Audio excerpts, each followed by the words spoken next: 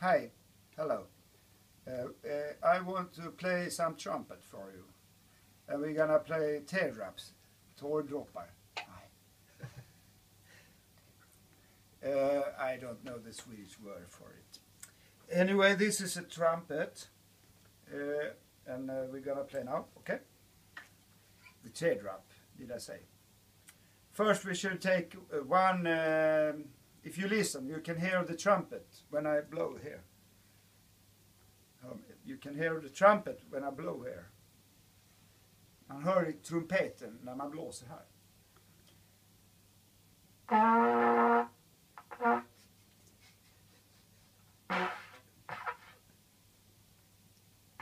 That was an A. A, B, C. Then become D. And you must put down this string.